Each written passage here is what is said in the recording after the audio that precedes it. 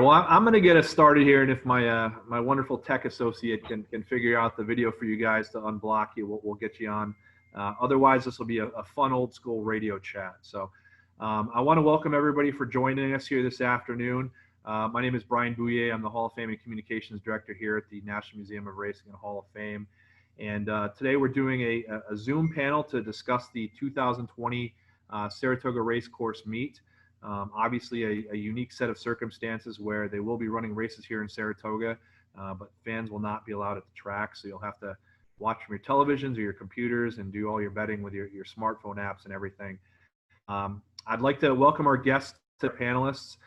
We have Tom Law, Joe Clancy, and Sean Clancy. They are the editorial staff for the Saratoga Special daily newspaper, which is celebrating its 20th anniversary this year. I know you guys wanted to do some big sort of events to celebrate that, but instead we're going to be doing things a little bit differently this summer, obviously. So Sean, Joe, and Tom, thank you guys for being here today. It's good to be here. So just for the people who are on board watching this in your homes or on your smartphones or computers, whatever, if you have a question for our panelists, we will get to questions toward the end of the program. So just drop them into the chat and message those to me, to Brien Bouyea, and I will ask the panelists of these questions as we get into it. So we ask that you just kind of keep yourself muted throughout it, and if you have questions, just send them to me, for the Saratoga Racing meet or anything in general. So, so with that, we're looking at a unique summer here at Saratoga Race Course. The meet starts tomorrow, July 16th, and goes through Labor Day. Joe and Sean, you guys are the founders of the Saratoga Special. This is your 20th anniversary. Can you talk a little bit about how what has happened with the pandemic has affected your plans and how you guys are planning on covering the racing this summer here in Saratoga? Well, like I like to say, this is Joe. I like to say everything's different this year, from grocery shopping to even the Saratoga Special. So yeah, we're going to be a little different with, I'm in Fair Hill, Maryland. Sean is in Virginia. Luckily, Tom is in Saratoga, which gives us some presence there. The paper is going to be online only, twice a week. Yes, we're old school print people, and we wish we were handing you a print copy at the morning line kitchen or in a paper rack in the grandstand. But this seems to be the best way forward for now. And the goal was still to bring the kind of content we always bring that people like to read and kind of give people an inside look at Saratoga, even if we're not all there. Yeah, Tom, you are here in Saratoga. You're a Saratoga resident. I know you live just a few blocks from the track. You're kind of the boots on the ground guy. What are your expectations going to be daily? I know you're one of the guys. You're out there in the morning. You're there in the afternoons. Do you have an idea of what your daily routine is going to be like this summer here? Yeah, it's whatever Sean and Joe tell me to do. Like always. Yeah. No. To answer, no. Seriously, I've been out several mornings already since kind of in the pre-meet days. Spent the whole morning out there today and Monday. So I envision a very similar routine than most days, with the exception of a lot of times we won't have a paper the very next day. But it'll allow me to sort of cover the races, like I normally would, obviously, but without any fans, but then do a lot of follow-up type work the next day. So we can really dig into some of these stories and get the stories of these horses and not be under such a crunch of deadline. So, the running joke I've been giving to people all week is basically, we have half as many issues this year, but they're going to be twice as good. So hopefully that pans out. Sean, you and Joe founded this, 20 years ago, the Saratoga Special. And before we dive into, some of the particulars of the race meet, take me through a little bit of the early days of the Saratoga Special and how you guys got this off the ground. It's got a unique history. If you could talk about that a little bit. Yeah, it was pretty shaky at the beginning. Joe and I are lifelong horsemen. We used to, we were going to Saratoga with our father. He'd jump in a horse fan. We'd come to Saratoga every summer, and I rode jump races at Saratoga. And I retired in 2000, and we set out to do the Saratoga Special in 2001. It was very shoestring at best. We were winging it to begin with. I mean, it was Joey and I, and we had a couple. My old college roommate Paul Wasserman helped us, and it was pretty fledgling from the beginning. But we're as we said, lifelong horse racing fans. Wanted to cover Saratoga. I was a big reader. I've been going up there every summer, basically my whole life, and felt like there was a way to cover the sport. More in depth, better, really give that horseman side of it, to color the backstretch to the people. And with 20 years, it's hard to believe it's been that long, but it's been an amazing experience. Sharing with my brother, who is a great mentor to me. So we've had some amazing times at Saratoga. To any of you guys on the panel, how proud are you of the way that the special has developed? I mean, people are out there on the golf carts looking for it every morning. It's kind of a rite of passage now that, if you're at the track or around town, everybody sees this. Could you have ever imagined it developing into something that has become this popular? I think we imagined it at the beginning, but it didn't happen at the beginning. I felt like we were begging people to read it. We were trying to do 6 days a week. We were trying to sell it at the beginning. None of that worked. We made it free, and that helped a lot. And yeah, to be asked about a paper now, or when people want to find the paper, is huge. It's an amazing accomplishment, and it's wild to see. Yeah, just the reaction of people who get the paper now in their hands, where before we were basically forcing them to take it. Really, you should read this. We spent a lot of that the first few years. So let's dive into a little bit about Saratoga's meet this summer. Obviously, there are no fans to start out the meet and probably throughout the meet. I think that would be wishful thinking at this point. The meet starts tomorrow, July 16th. An unusual race to start the meet here. The Peter Pan Stakes, which was traditionally a Belmont prep, is now a Kentucky Derby prep worth 50 points. Could you guys just talk a little bit about how the schedule shifting has kind of affected kind of the ebb and flow of racing, and obviously the Triple Crown, and maybe a little bit about tomorrow's feature? Well, I mean, it's obviously very different. I think everything any racing fan has just had to adjust to a completely different world.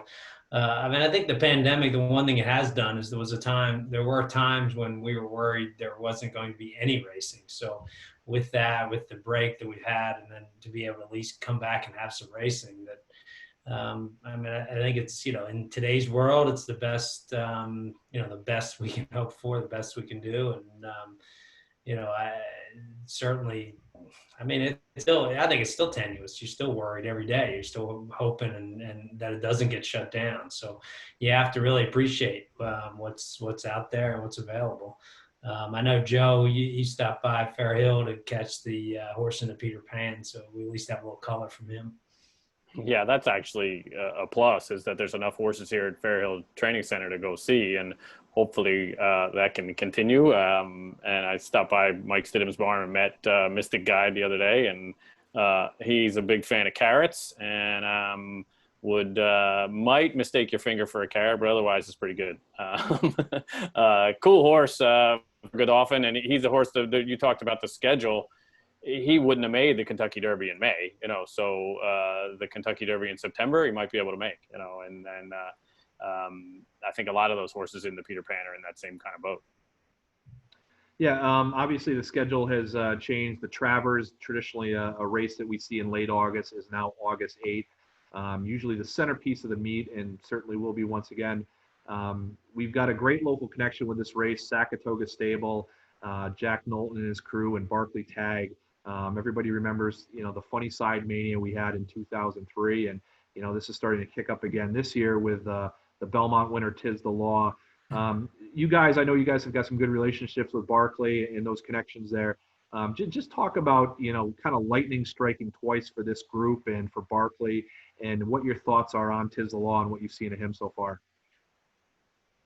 Obviously we've been impressed with the horse. We saw him run. I actually had seen him breeze a little bit at Saratoga last summer before he ran. And I always like to say, when I see a trainer do something that they don't usually do, it's a good sign. And when Barkley Tag debuts a 2-year-old at Saratoga, you better look out. And sure enough, he proved it that day, and he's proved it in every start since. I'm impressed by the horse, as always impressed with Barkley's style, his horsemanship. We've known him forever. And, it's great to see him again with a horse like this. In today's world, when you have these big trainers with, a lot of horses, and it's refreshing to see a trainer have a horse like this. He went across the street there at Saratoga, picked him out himself, and has managed the horse, and Robin Smullen and Saratoga, and the whole crew. It's great to see him back. It's fun. It's invigorating. It's proves that anybody has a chance in this game. You don't have to be you don't have to be the wealthiest person in the world to get a chance. So the horse is impeccable. It seems like he doesn't do anything wrong. I mean, when you talk to Barkley about him, it's like horse just goes out there and does his thing every day. 10 breezes between the Florida Derby and the Belmont Stakes, and they were push button, go any speed he wanted to go, anytime he wanted to go. And I just think the horse is, I just love, just in awe of the horse, and hope it continues. I mean, it'd be great see him, win the Travers and then go on and, keep going from there. Obviously, anybody's hoping for that. What are your guys' thoughts? A lot of people have kind of made out that the Triple Crown Series this year, if Tiz the Law were to go on and win this, there's a lot of talk that it should be an asterisk because of the spacing of the races, the unique configuration of everything. I kind of take the opposite point, that it's so difficult to keep a horse in such good form that if you've got a horse that wins the Belmont in June and is still good enough to win the Preakness in October, that it would be an exceptional accomplishment. Do you guys put an asterisk on this, or do you think it would be just as exceptional if he won the Triple Crown this year as any other year? I'm with you. I don't think it deserves an asterisk. To me, it's different. Obviously, it's different, but I think it's been different over the years. And there were some years when the Belmont was run at Aqueduct. If that happened to be a Triple Crown winner, would we be saying there's an asterisk on those horses? I don't know. The achievement's going to be different. In some ways, it is harder, and to extend it and to keep a horse's form that long. It's like everything this year. It's different. You're just going to have to let it play out and see. I mean, there's going to be we hope there's going to be a World Series winner and an NBA champion and NHL champion and everything like that. But, it's all a little different. So to see the horse go on and try to do it is going to be the fun part. Yeah, and they're throwing in they're going to throw in the Travers in the middle of it. I mean, you're talking about, those are 4 races. I mean, granted, 3 of them are going to be at classic distances, and the Belmont was a mile and 1/8. But like Sean said, I mean, the horse was going strong in the winter at the Florida Derby. If he goes Florida Derby, Belmont Stakes, Travers, Kentucky Derby, and Preakness, yeah, the order doesn't matter. I mean, just because he didn't go a mile and a half. I mean, and Sean can vouch for this. Sean talked to Barkley, and we actually ran a story about it in one of our 2020 special editions, about how Barkley actually said he wished that the race was a mile and a half, the Belmont. So, and watching the horse run and seeing how he goes, I wouldn't, and knowing how Tag can get the horse prepared, I wouldn't have any doubt with it. So, yeah, I guess we're all in agreement about the asterisk. I don't think it's very fair to the horse. I don't think it's fair to racing to kind of just sort of throw that on there like that. They didn't put an asterisk on Liverpool winning the English Premier League. I mean, they did it. They did what the circumstances were. They had a layoff, and there they go. Oh, they won that? They did, yeah. Tom with the soccer reference. I'm with you. I mean, the one thing about our game is, the critics. I mean, you can criticize all you want, and go out, go try to do it. I mean, it's very easy. You stand back and criticize a horse or situation or something, but to go out there and do it. A friend of mine trains horses, and he always laughs. He goes, everybody says, this is a bad race. Well, go try to win that bad race. I mean, go ahead and try it, because it's not as easy as it looks. And this horse, if he goes on and does it, I think there absolutely should be no questioning, no critics, because you have to pass the test that's out there, whatever that test is. That's this year's test. And if he can do it, he's the only one who could do it. So still deserves all the credit in the world, in my opinion. So back to the Saratoga meet for a minute here. We had a question. We've had, certain trainers aren't coming up this year. Dwayne Lucas isn't going to be stabled here. Kenny McPeak isn't going to be reduced what their stock that they're sending up here. The question that one of the people on here sent is, why move and come to Saratoga during the pandemic? They had protocols in place at Belmont. This is a subject that a lot of people have said, you know, if everything was set there, why do we need to travel to Saratoga? Were you guys in favor of NYRA shifting operations up here, or what is your take on that situation?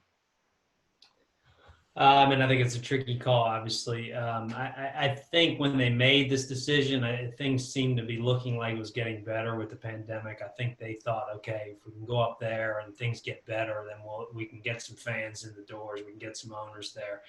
Subsequently, it's changed a lot with the number of cases around, obviously, as all of us are aware of. So I think that's a factor. I mean, I think NYRA is just always convinced or always thought that they would just simply make more money by the handle at Saratoga as opposed to Belmont. I don't know the numbers well enough. I think it's risky. I mean, I do worry about it. And I think most horsemen are concerned about it as far as, you know, they had a plan, they had a system that was working very well at Belmont. And then to change that, go up there and, you know, open, you know, there's obviously a lot more risk and a lot of things you don't know. You move into Saratoga, that's a new place. And I mean, I don't know. I think it's, you know, obviously it's a judgment call. I know why they did it.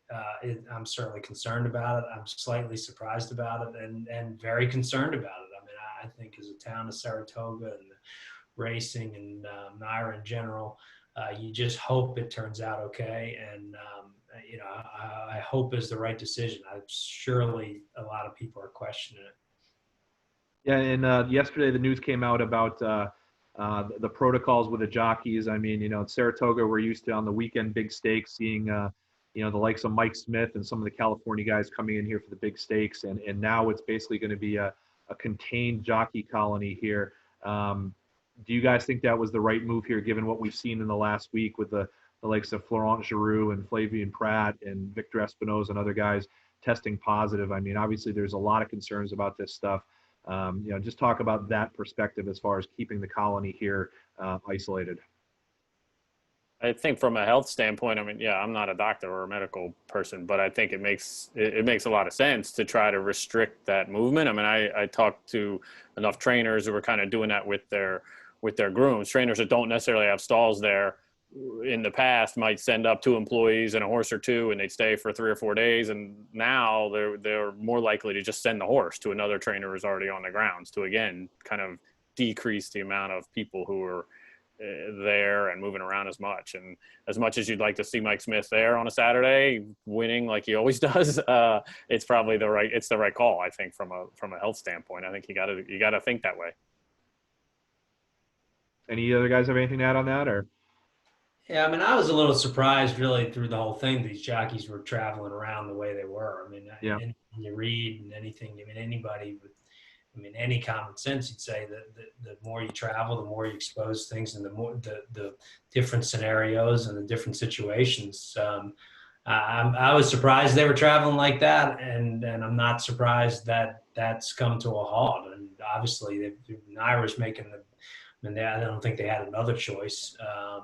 And I mean, you know, again, it all, today's world, everything comes down to, you know, doing the best you can in a crisis situation. So, you know, you can hardly complain that there's not going to be Mike Smith or guys from California coming in to ride in New York, because if this meet goes through, if it goes to 8 weeks, 40 days and without anything going wrong, that will be one of the, I mean, it'll be on the edge of a miracle. I mean, I think if that, and I think that's how you have to look at it. So, and I think anything that happens is a bonus in today's world. So obviously the right call, and I'm surprised they didn't make this call months ago. I mean, I was just surprised those guys were flying around the way they were. Yeah, and it's worth noting this policy is different for the steeplechase racing here. There are 9 steeplechase races at Saratoga, and those riders, when they come in, they will be coming in and they will be quartered in a different spot than the other jockeys, and then they will be leaving immediately after. So they're not going to be interacting with the other members of the flat riding colony. So I'm kind of depressed about that, because I really want to see John Velasquez ride a jump race like he's been telling us he's going to do one of these years, you know. So this could have been the year. That could have been fun. That could have been fun. So we've talked enough coronavirus stuff here. I think we're all a little beaten up by it. Let's talk about some of the things you guys are looking forward to the meet here. It's still tremendous stakes here. The grade ones are every weekend. You know, we've got the Alabama. We're opening up with the coaching club.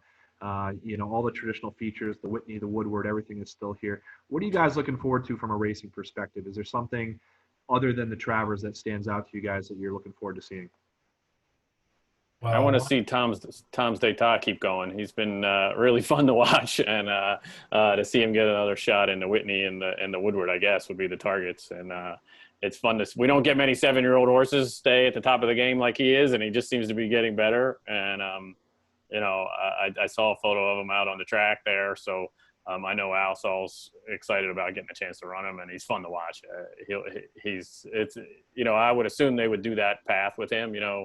And as then the path to the Breeders' Cup Classic. He's just a fun horse to watch and fun to see him keep improving as he goes through. I saw. How about you, Tom? Yeah, when I was Joe took one of my horses, and he mentioned older horses, and another older horse that I'm looking forward to seeing. And he was entered in an allowance race at Keeneland for their short little summer meet. He's always been one of my favorites, and his trainer's one of my favorite guys too. Is Whitmore. When Whitmore scratched out of the Keeneland allowance, Ron McQuett basically said, "Yeah, we're gonna aim him to the Vanderbilt." So I mean, that's pretty early on in the meet. Like looking at my schedule, it's July 25th. So I mean, that's just like a week from Saturday. So that'll be kind of fun. Like that, he's such a cool horse. I mean, he's got this, you know, this kind of bad attitude that Ron kind of has harnessed and turned him into. You know, he's become like a really popular horse, but I can feel like I was writing about him like 4 or 5 years ago. And, you know, he didn't come up last summer, I guess, but he was here 2 years ago, and a lot of fun. So, you know, I think the older horses are the ones that people are really gravitating toward. And that's the good thing about Saratoga is we got a lot of opportunities for older horses to run. So, and then this year, obviously, it adds a whole new dynamic with the Derby being on the 5th, and one of the participants here asked about the Travers kind of being a Derby prep. I don't know that it's a Derby prep per se. It's just going to be another step on the road for Tis the Law, I think. But you know, a mile and a quarter prep for a mile and a quarter classic, that's fine if that's what it is. But you get to see some horses that might run in the Kentucky Oaks as well here during Saratoga meet. That's kind of cool. It's always in reverse. You know, you might get the Oaks winner or the Derby winner that comes to Saratoga, but this year they'll go through Saratoga. So, and you know, you can't beat the 2-year-old racing. I mean, it's always good. There hasn't been a lot of it so far in New York, and we're going to get revved up on that too. How about you, Sean? Any horses you're looking forward to seeing? And specific horses. I mean, obviously all the stars that are going to come there. The thing I'm looking forward to most is the turf racing. I mean, just the turf racing at Saratoga and the trips and the rides you see day after day. I want to see Johnny get that position, third on the inside in a snap of a finger. And I want to see Jose Ortiz with a long hold, light hold, make a move where horse is just skipping off the turf because he's got him so light on his feet. And I want to see Castellano's brilliance. And I just don't think you see that kind of turf racing, those kind of trips, that kind of action anywhere else. I mean, you can watch Belmont all you want or anywhere else, but it just seems like Saratoga. I don't know if it's just the distance and the turns and the competition and the races or whatever, but to me that's the highlight of Saratoga, just watching those turf trips day after day. And I think that's what I've been missing all year, is that kind of racing. We had a question pop up about the one of the things a lot of people love to follow each year is the standings with the jockeys and the trainers, and with it being a contained colony, the last few years it's obviously been dominated by the Ortiz brothers.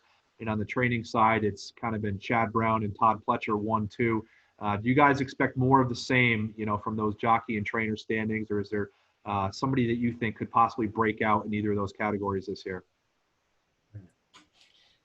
It's a great question. I mean, I think the trainers, you know, I think it's going to be fewer.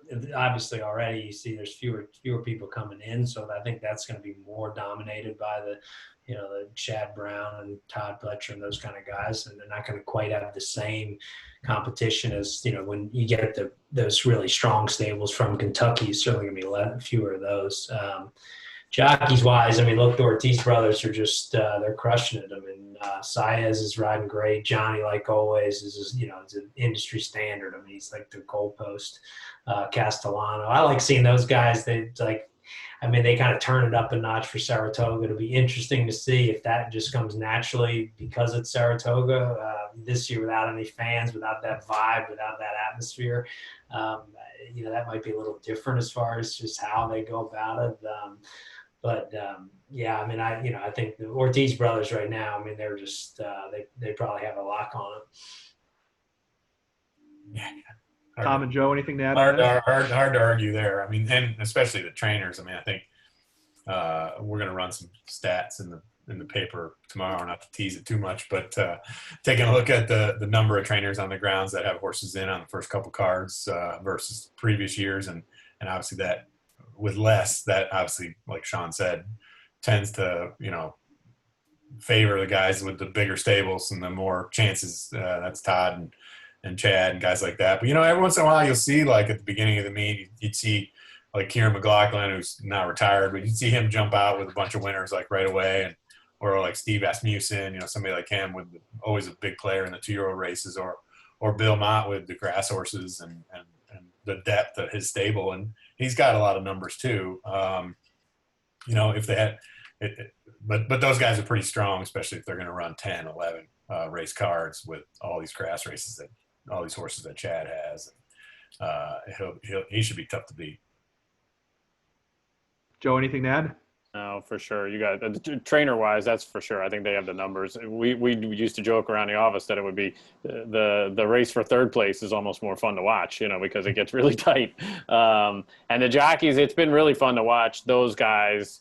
The Ortiz brothers come in and sort of move up, and like Sean said, Johnny and the more veteran guys, you can tell they want to compete with those young guys, and it does get, especially I think if somebody gets a big lead early, then it gets kind of weird. But when it's close early, you see Johnny and Javier and Joel Rosario and some of those guys say, all right, we can ride with these guys. And they know they can, but it's just kind of fun to see it in a compressed atmosphere like Saratoga. Sean, you mentioned – I'm sorry, go ahead. I was going to say, Joe, you had to bring up the office. Sorry, no office,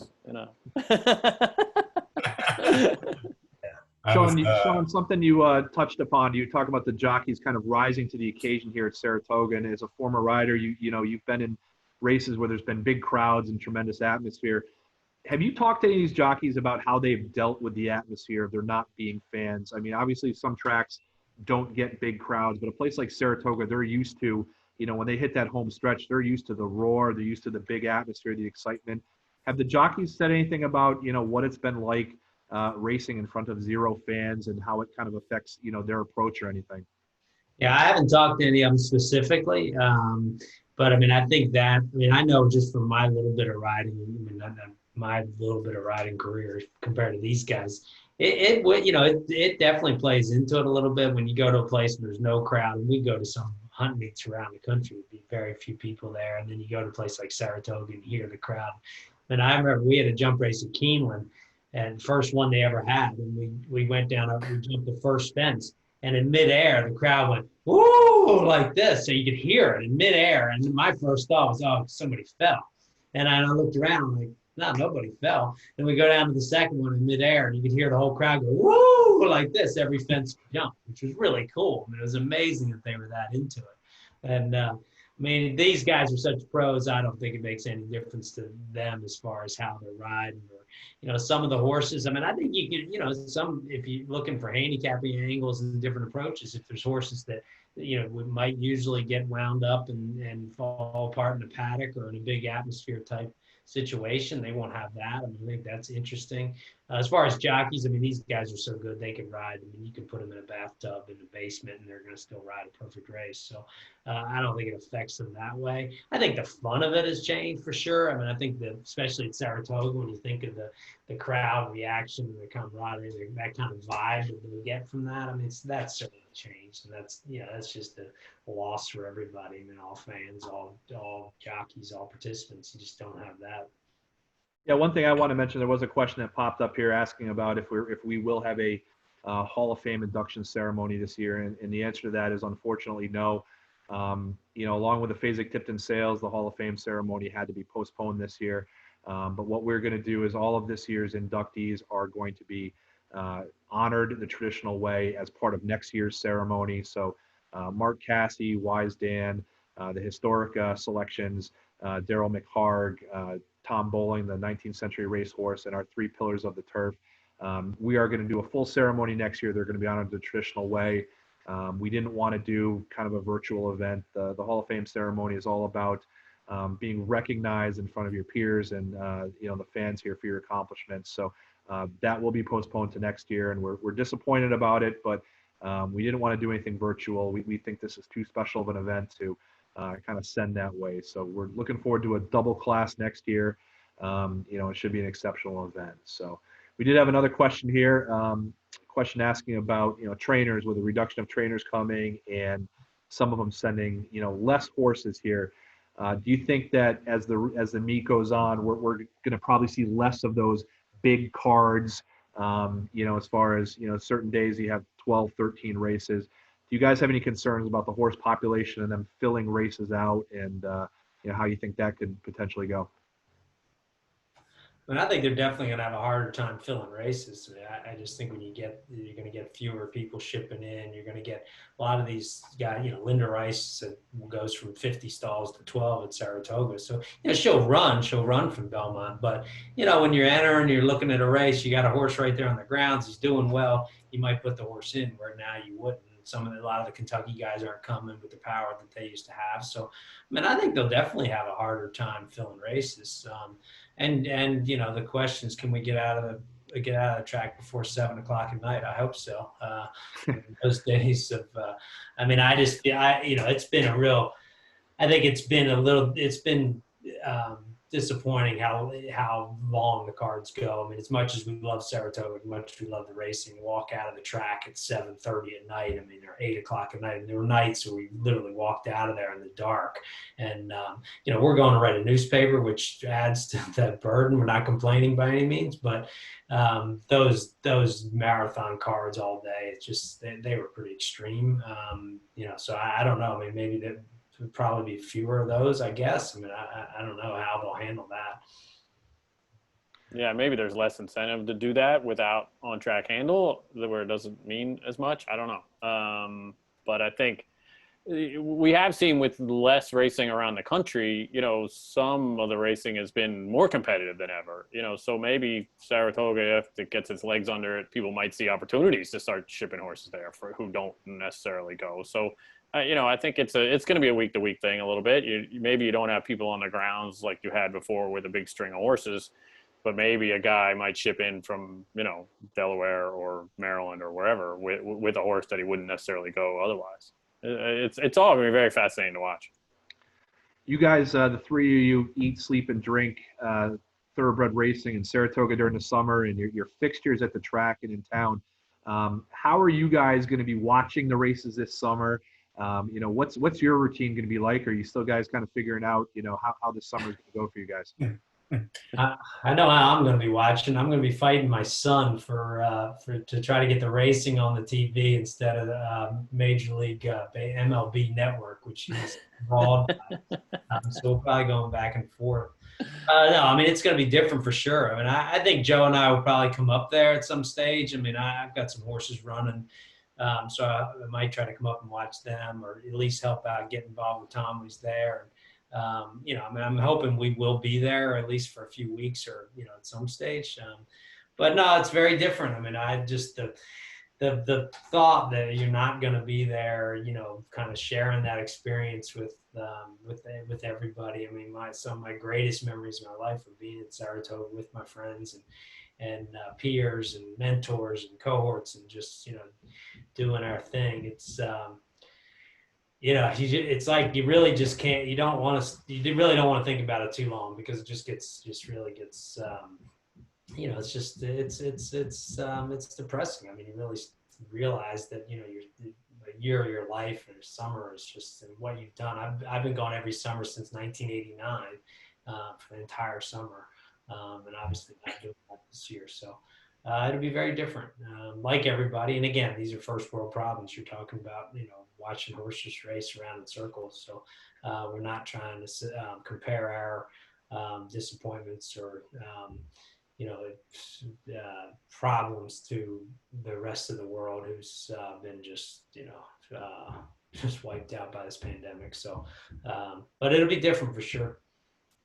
I have this yellow wristband thing on, which you have to get every day when you go to the track. I got my temperature checked 4 times today. Go in and out of the gates, the Oklahoma or the main track. So there aren't many credentialed media.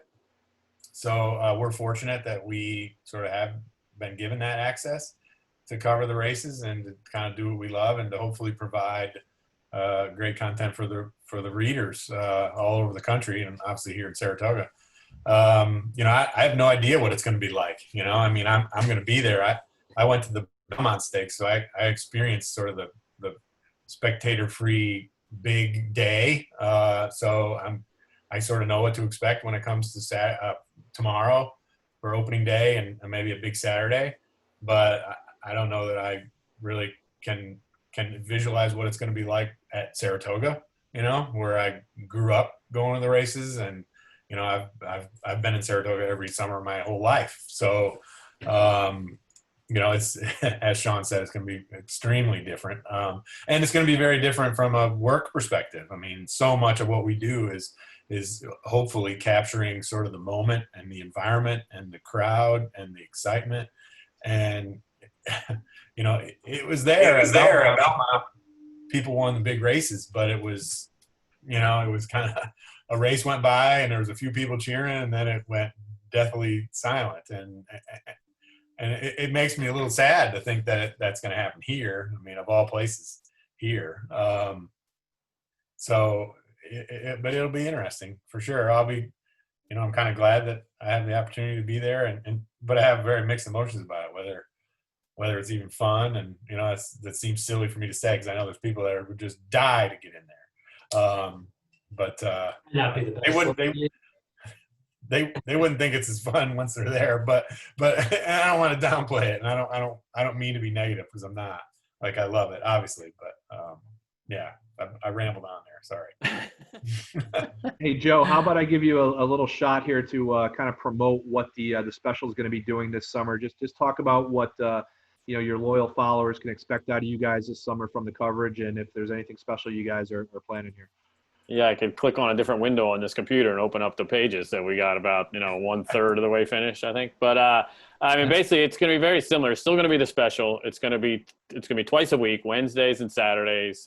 Saturday, obviously, we'll preview those big days full of stakes. And Wednesday, we'll kind of catch up a little bit. And I think we will get, like Tom touched on, we'll get a chance to go in a little deeper than we would normally because during the regular schedule, there's just another day of racing all the time. So you kind of miss some, we say it every year. We didn't follow up with so-and-so who did something, and hopefully we got a little more chance to do some of that. So the feel might be a little different. Feel of the stories might be a little different. You'll be able to read it on our website. thisishorseracing.com. Eventually there'll be a big banner up there pointing you in the right direction. We'll share it all over social media. We have an email list you can sign up for. And you're going to be reading it on your phone or your computer as a PDF, instead of holding it in your hand. And I'm still kind of like Sean touched on, the idea of us coming up there is out there, and the idea of us printing a paper or two somewhere along the line for a major day, if we can figure out how to do that and then how to distribute it and how to get it in people's hands. I think that sort of became the biggest challenge. A big portion of our distribution is basically on track, and without that captive group of people there, it was going to be much harder to do. Hopefully people enjoy the read. That's the goal every year. And if it's a little different, so be it. Everything is what I keep saying. We're not having our we're going to have happy hours at Henry Street and, you know, all these other things. But in celebration of our 20th season, we're not going to do those, I guess. But we're still going to celebrate our 20th season. So it's certainly evolving, and you know, we'll certainly be paying attention. Before we let these guys go, I just wanted to provide a couple updates from the museum on some things. We were supposed to open on July 16th, which is tomorrow. We're in the middle of a renovation project that's going to revitalize our Hall of Fame with a new signature film, interactive plaques, you know, really taking the museum to a new level with a digital experience, and just, you know, exceptional project that we're working on. But unfortunately, we were delayed. We lost about 9 weeks of construction time. So we're hoping that we can open late August. You know, our board is going to meet in the middle of August to see where our construction is at. We're hopeful we'll be able to have some visitors late this summer. So stay tuned on that. We're also going to be launching, probably in August as well, a new museum redesigned website. We've been working with the Jockey Club on that. So we've got a lot of exciting things going on. We usually have these sort of events where we talk to you guys here in person at the museum, but we're going to do a series of these sort of things this summer, different programming from the museum. Our next one coming up is going to be with our curator, Victoria Reisman, talking about some of the exhibits and things in our collection. We're going to have other educational features and programs. We'll do a Travers Stakes panel. So we hope you guys, you know, tune in for these things. It's certainly a unique summer, and we're happy to provide the content. We hope we'll never have to do it this way again.